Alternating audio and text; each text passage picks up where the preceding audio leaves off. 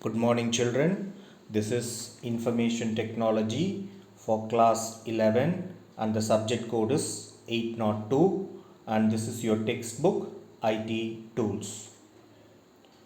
Before we move on to the lesson, let us have a recap on the previous session. In the previous session, you have learned about internet, email, file transfer, remote login, that is Telnet, World Wide Web, TCP/IP model, application layer, transport layer, internet layer, and link layer. If you could recall the definition of network, a network is a collection of computers and devices connected together. And also, I would like you to have a recap on the definition of internet. Internet is a worldwide collection of networks which connects many computers, and you have understood the concept of client and a server. Client is a machine that you are working on which will ask for request, and server is the computer which serves the request. So as of now, the client server model is what TCP IP protocol is using. So you are well versed with TCP IP protocol now, and you also understood how to send a mail, what is carbon copy and what is a blind carbon copy. And also very importantly, you understood the concept of SMTP, which is simple mail transfer protocol, and also POP, which is post office protocol. And you also understood the remote login, that is Telnet. Telnet stands for terminal network, and as you are quite aware that all the commands that you are going to send through this is only through keyboard, so it is not a GUI, graphic user interface. All that you can do is you have to type the code, the command, only then you will be able to proceed to the next level. So that is remote login. You can connect to the remote with the help of the Telnet. And you also understood what is HTTP, hypertext transfer protocol. Here the request from the client will reach the server, and the server will process the request and then send back the result to the client. And very important topic we have you have learned in the previous class is TCP/IP model. In that you have gone through 4 layers, which is application layer number 1, number 2 transport layer, number 3 internet layer, and number 4 is the link layer.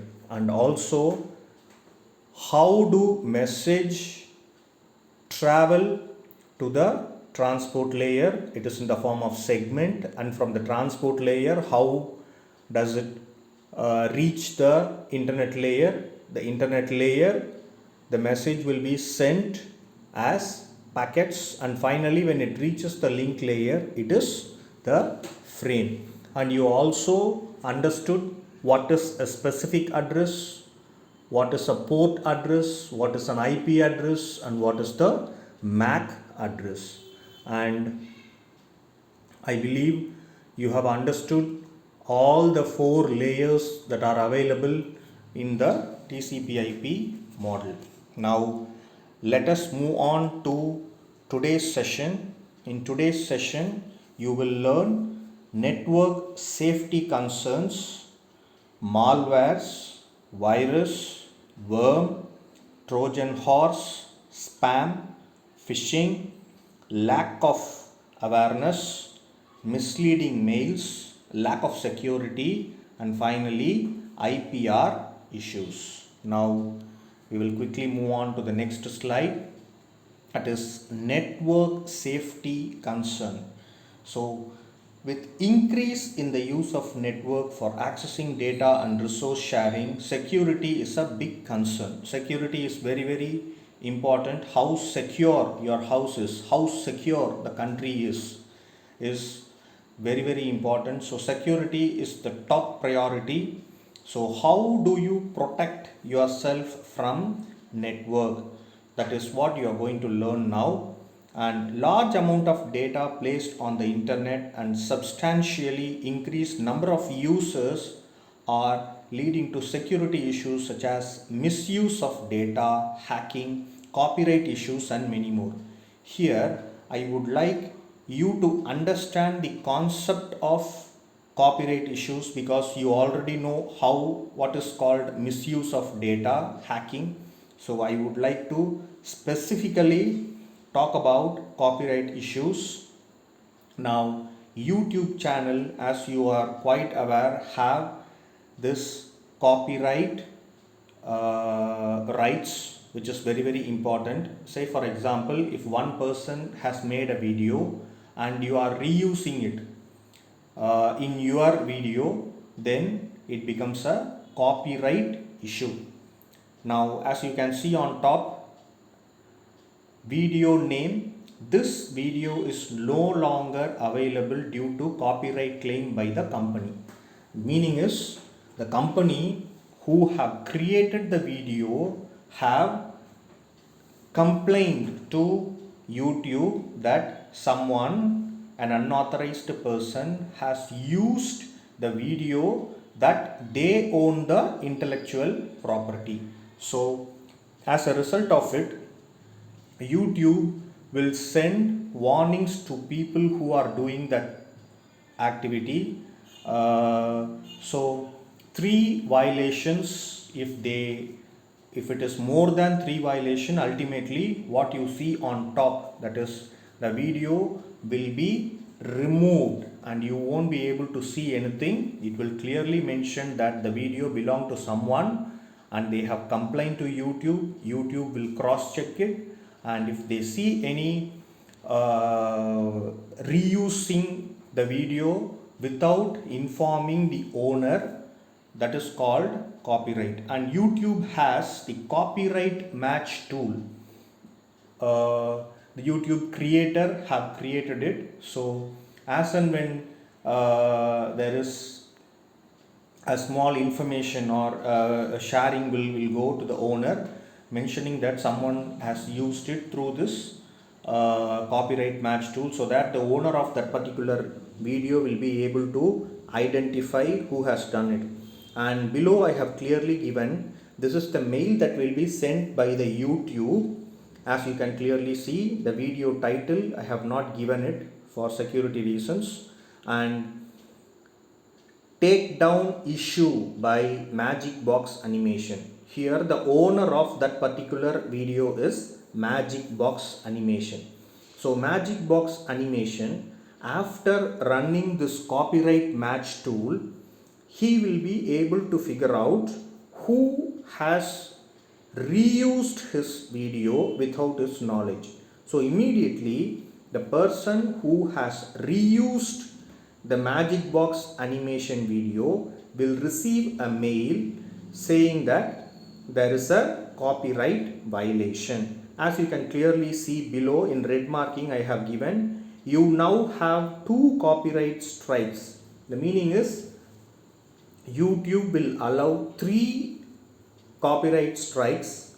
So if more than 3 times, if that person is going to do this copyright strike, then ultimately all the videos, not only that particular video, all the video that the other person has used it, everything will be, the channel, the whole YouTube channel will be suspended by the YouTube team. So this is very important. So copyright version is very important. An example, real-time example I can tell you, the conflict between Ilayaraja and SPB, that is because of the copyright, because Ilayaraja owns his musical notes, and without informing Ilayaraja, SPB have he has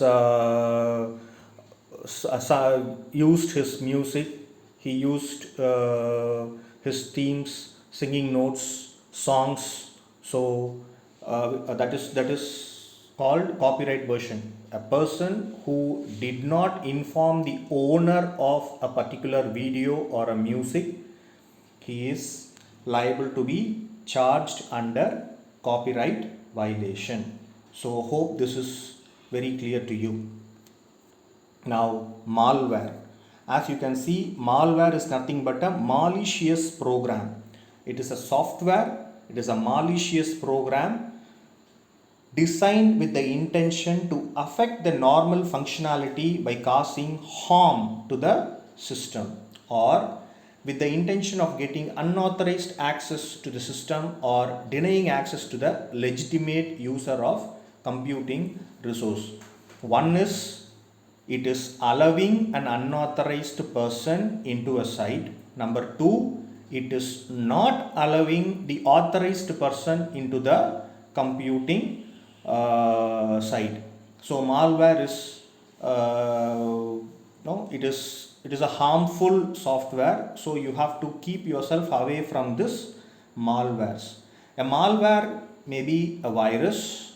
Number two, a worm. Number three, a Trojan horse or spam. So malware, basically it is of four types. Virus, as you can see below, I have given you a clear picture of a virus, computer virus. Number two, worm. It is on the bottom right hand corner, worm.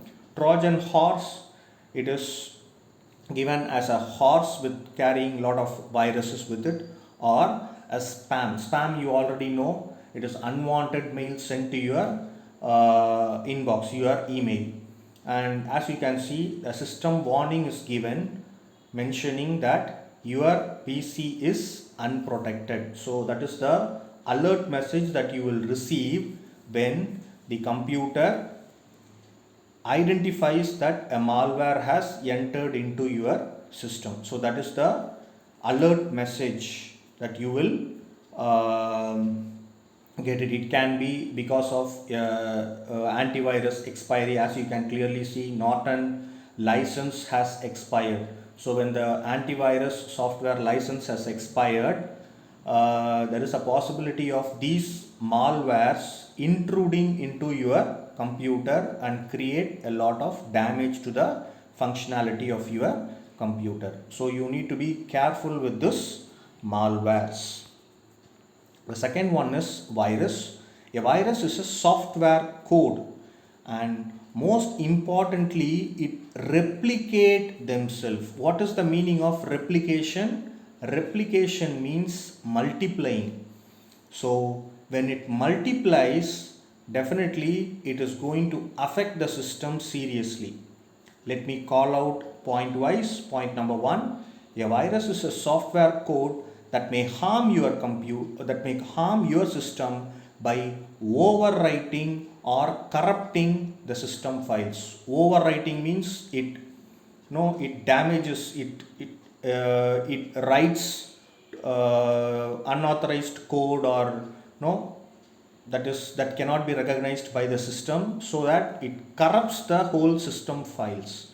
So system files will hang, or it will not be able to perform at its best. Number two, a computer virus is similar in action to the viruses in our body, which replicates themselves and affect body cells. Here it is a real life example. When a normal virus, in terms of biology, when a normal virus enters into your body, it will test your immune system. If your immune system is weak, definitely it is going to affect your body, your cells.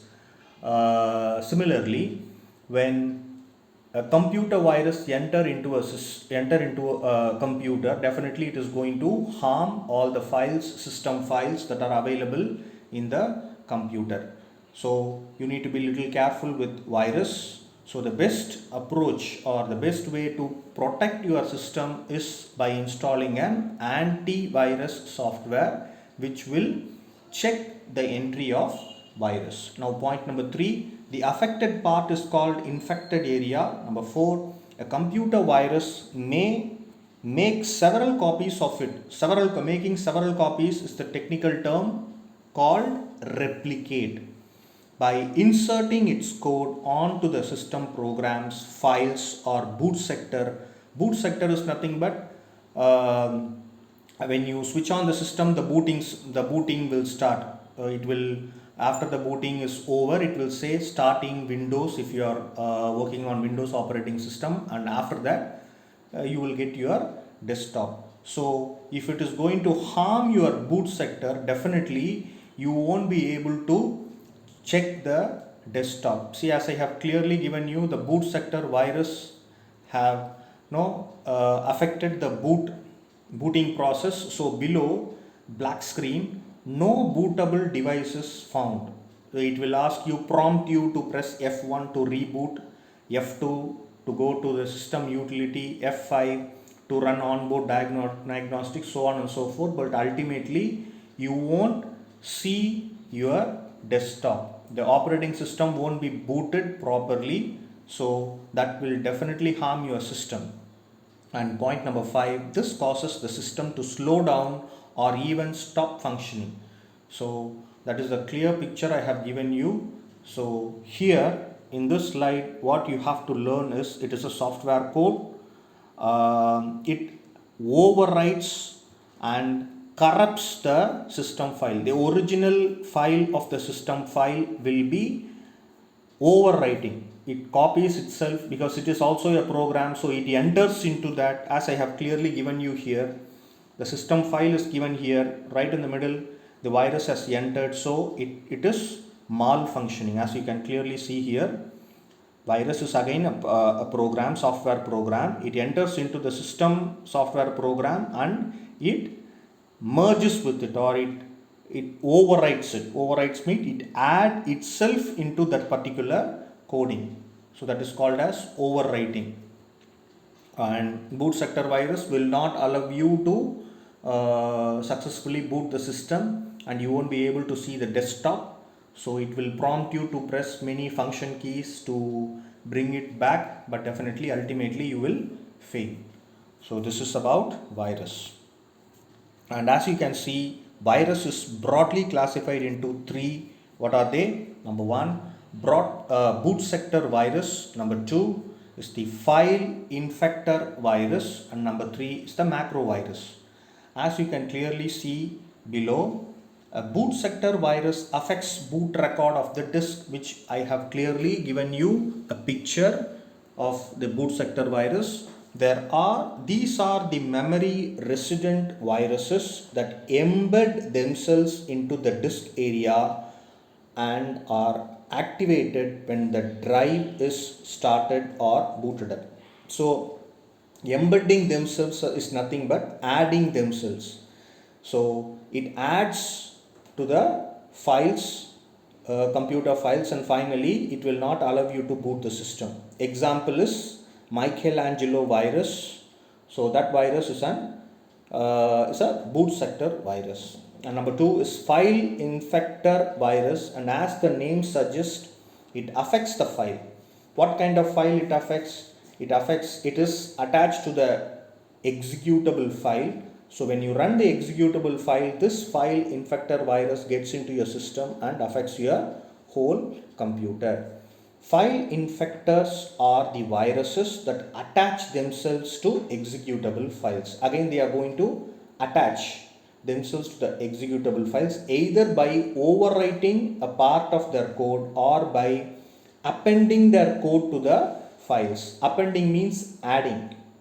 Overwriting means already something is there. It may either erase it completely or it may enter a part of it will be changed. That is called as overwriting. Appending means adding it together, but overwriting is editing it. It can either add something or it may delete the system files. So the example is Romeo and Juliet virus, and number 3 is macro virus. Macro virus embed themselves into the documents. An example would be, it will definitely damage your Microsoft Office files. For example, Word document, macro virus will definitely make this Word document to malfunction. spreadsheets or the Microsoft calculator. Number 3 is PowerPoint presentation, and your MS Access. So all this MS Office applications, it will make those things to malfunction. These viruses are executable files which are often received as email attachment. So normally this macro virus will come to the user as a email attachment. So you have to be little careful with this macro virus, because when you open this email, unauthorized email, there is a possibility of this macro virus getting into your system and damaging all the MS Office applications like Word, PowerPoint, Excel, and Microsoft Access, so on and so forth. And point number 3, when the attachment is open, this is very important. It will act when you attach, when the macro virus attachment is opened by the user. The virus starts functioning by affecting the system programs by deleting, creating, or overwriting other files. As I have clearly told you the difference between append and overwrite. Append means adding it together. The previous file, it will add itself along with that, so that is called as appending. Appending means plus, it adds. And overwriting means it may delete few lines, or it may add few lines, or it may change few lines. That is called as overwriting. Example, Melissa virus. I hope these 3 viruses are the types of viruses. You are clear with this. Boot sector virus will definitely won't allow the system to do a successful booting process. File infector virus will it will attach itself to an exe file. So when an exe file or the executable file is run by the programmer, definitely this file infector virus will get into the system. And finally, macro virus. Macro virus is very you need to check your emails whether the email has come from an authorized person, because normally macro virus comes as an email attachment. I have clearly given it in bold capital letter, email attachment. So you need to be little careful with the macro virus. You need to be very careful when you are using your email. Do not open suspicious mails if you do not know a person, the origin of the person, or if you do not know the company, or if there is any trap for you. They may ask you to open a lottery. You have won so and so many dollars, you have won a car, you have won a bike. Especially this gaming softwares, you need to be little careful. And boot sector virus infects boot sector. Adequate example have been given. It will not allow you to successfully boot the system. That is the ultimate knowledge that you have to gather from here. And file infector virus, as I told you, it definitely .exe files, that is the executable files. It affects executable files. It affects .com, .sys is system file, .bat is batch file. So these files are it will affect all these files. The example is also given to you. Snow, Air, Jerusalem, Cascade, these are some of the examples of the file infector virus. And macro virus, as I told you, very careful with the email. If you open unauthorized email, definitely it will append, it will overwrite the programs, and definitely they are going to affect documents created from Microsoft Office, Word, Excel, PowerPoint, and Access files. An example is given below. You can go through this. And worm, as you can see the picture, it is it is often a worm is often received via network. So 3 computers are there. How it is going to travel? It can only travel when a network is there. So ultimate damage will happen to the network. For example, in a lab or in an internet center where 20 systems are connected by a network. It can be a bus topology or a star topology. So when a worm enters one computer, definitely it will replicate. Replicate means it will multiply and it will travel to all the computers. It affects all the 20 computers in the network. That is the ultimate knowledge that you have to gain. Below in the picture, from one computer how it is intruding the second one, and from the second one how it is intruding the third one. Here network is very very important. If it is a network, then the network is in great danger. So in network worms, you need to be little careful. A worm is often received via network and it automatically keeps on creating several copies of itself on the hardware disk, thereby flooding the hard disk. Flooding the hard disk means it increases the size of the hard disk, so you won't have adequate space to download few files that you receive from your team. So that is very very important. Your memory, it will eat up your memory. Hard disk space, definitely lot of damage will happen to the hard disk. When worm is received as an email attachment, very important, the worm is normally received as an email attachment. It is automatically forwarded to the recipients, leading to network congestion.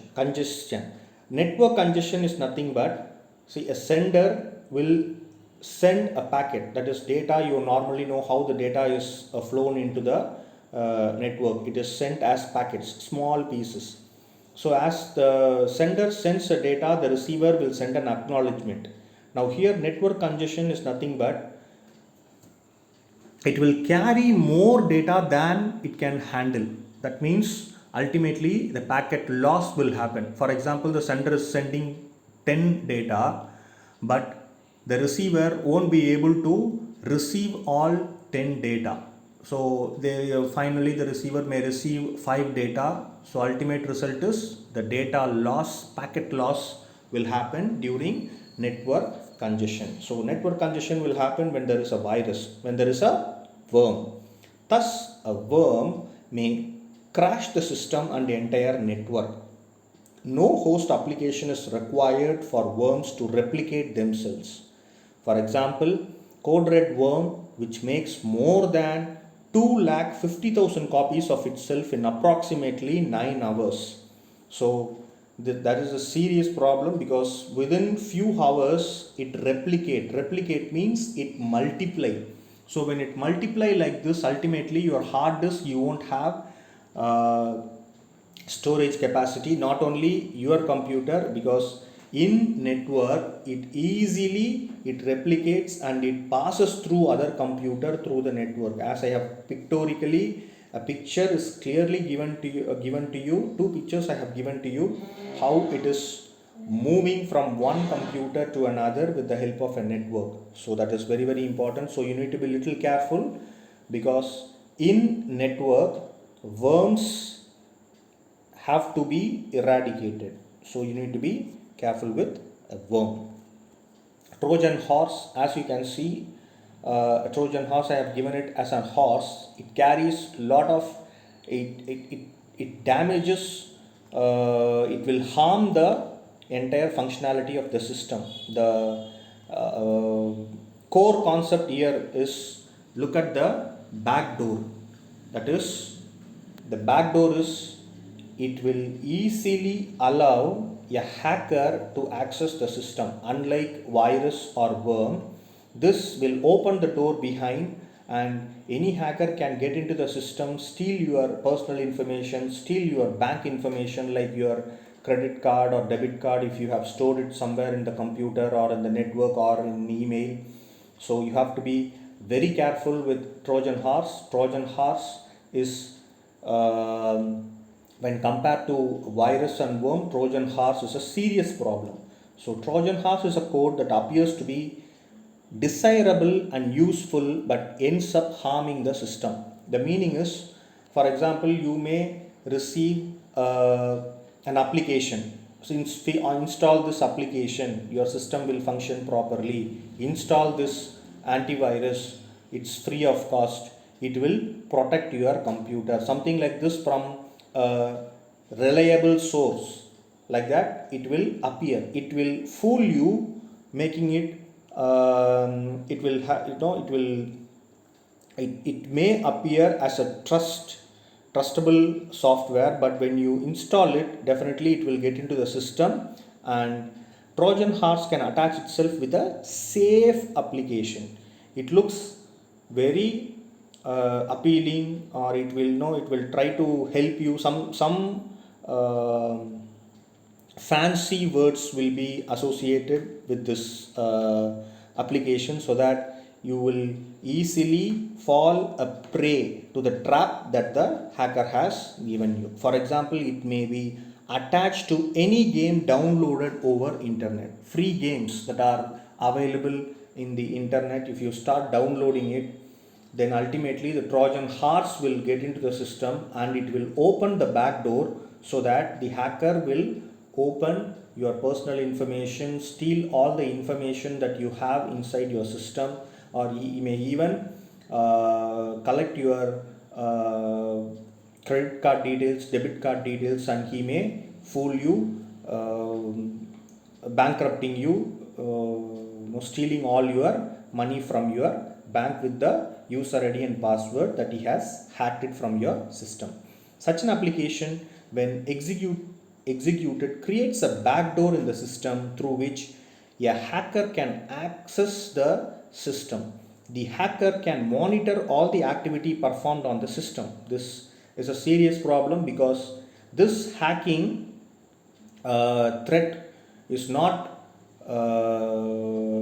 no it with the help of the first one, that is virus and worm. This backdoor opening is not there in virus and worm, but Trojan horse is you need to be very careful with the Trojan horse. He can also control the infected system by harming the data on the system. For example, in late 1990s, the Trojan horse named Sub7 was created, which took advantage of security flaw. Security flaw means security is not very good enough. Flaw means it is there is a possibility of cracking the security. That is called security flaw of earlier version browsers such as Internet Explorer and Chrome to illegally access the host computer. So when compared to worm or virus, Trojan horse will bring serious problem, because here the concept in the second picture is very clear. It will open the back door, so that any unauthorized person can get into the system and easily take a copy of all your files, all your important documents, your passwords, your internet security it will be cracked. So in Trojan horse, you need to be little careful. Especially, do not download any games which are coming for free. That is the trap. And if you are trapped, then ultimately you will fall a prey to that hacker. So you need to be little careful with the Trojan horse as well. And spam, as you know, in Gmail, definitely on a daily basis you will receive unwanted electronic mails which is marked as spam. Here, as you can see below, 1170 spam messages have come. So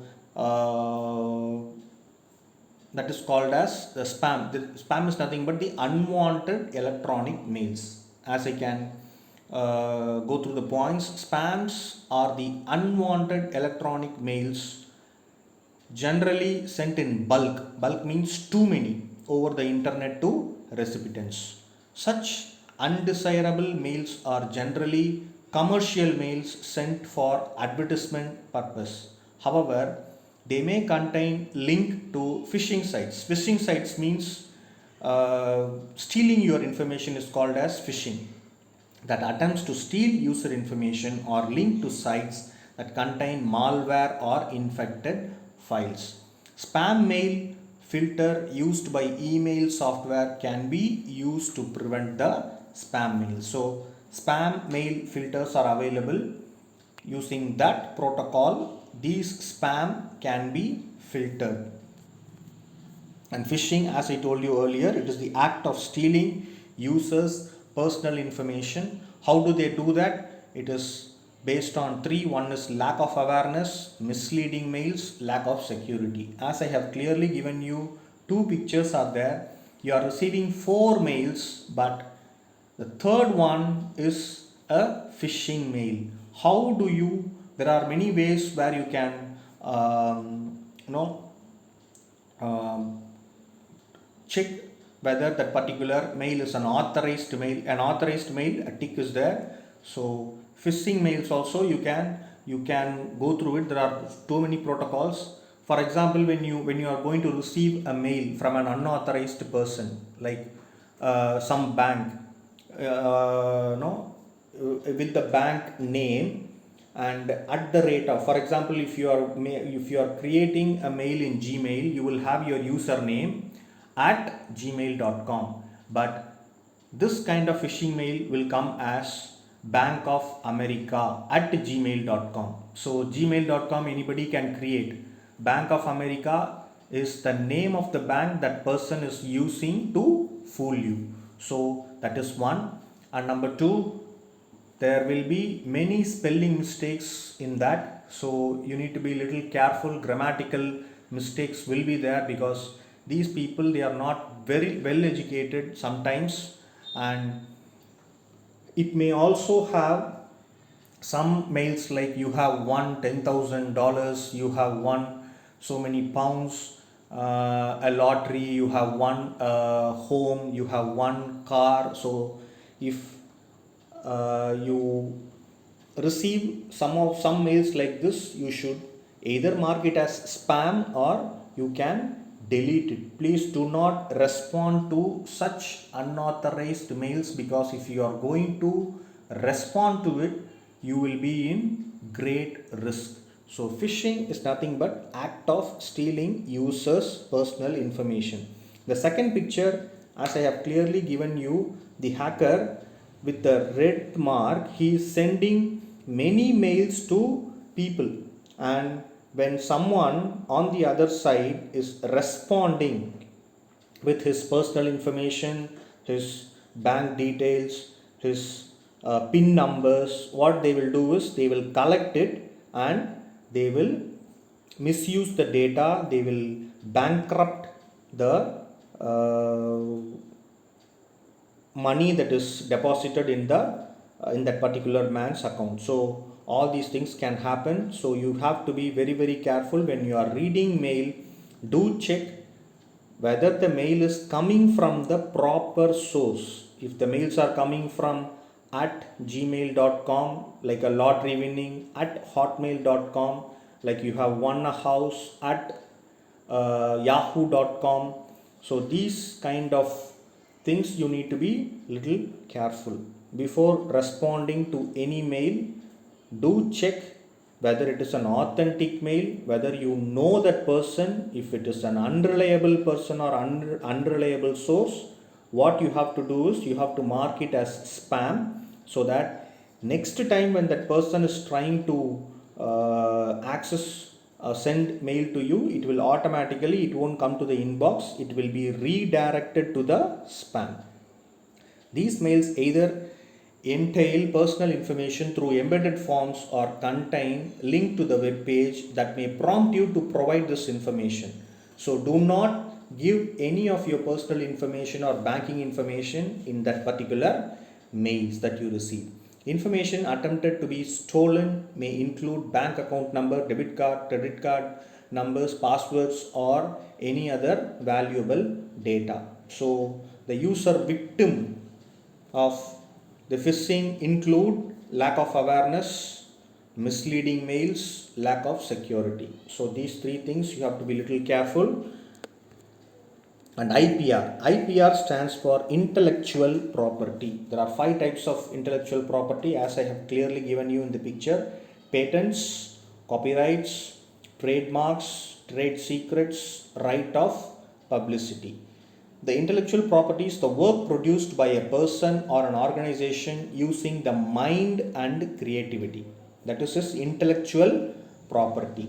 For example, I create a game, it is my intellectual property. But if someone is making a copy and selling it in market, I will not be taking the benefit of that particular game. The benefit goes to another person. So that intellectual property is the person who has used his mind and creativity becomes the owner of that intellectual property. The intellectual property comprises of intangible assets such as literary work, artistic work, a work of music, and an engineering design. So these are some of the areas where the intellectual property rights will come. And intellectual property rights are the rights of a person or an organization on intellectual property. Commonly defined intellectual property rights includes patents, copyright, industrial design rights, trademarks, trade dress like visual appearance of a product or its packaging, and trade secrets. For example, in real life example, a Britannia company, it is making biscuits, but if someone is trying to reuse that Britannia thing, buying the Britannia thing and making a different wrapper and selling it for higher prices, that is called as the intellectual property violation. That is, the biscuit is created by or prepared by the company, but some other company, for making more profit, is selling the price with a different packet or a wrapper. Similarly, Cadbury's chocolate, the chocolate, another person who takes this and puts his wrapper, his name of the company, and selling it for more price, that is called as intellectual property right violation. Hope this is clear to you. There are various issues concerned with these rights, such as piracy of software. Piracy of software is very, very important. Microsoft creates this operating system, Windows 7, Windows 8, Windows 10. So companies, especially IT companies, they have to buy original software from Microsoft. Only then money goes to Microsoft. But if they are going to ask some computer installer by giving 500 or 1000, that is not the right thing. That is piracy of software. Piracy means making multiple copies, selling it, making profit, but the money is not going to the person who made it. The intellectual property person will lose the money. That is the piracy of software. Plagiarism, as I told you, it is stealing someone's personal information, presenting the literacy works done by someone as own work. Trademark violations, patent violations, and copyright violations. So this intellectual property, as I have clearly given you the picture, there are 5 types. This is for your knowledge. And finally, we have come to the end of this session, and I shall meet you in next class. Thank you, children.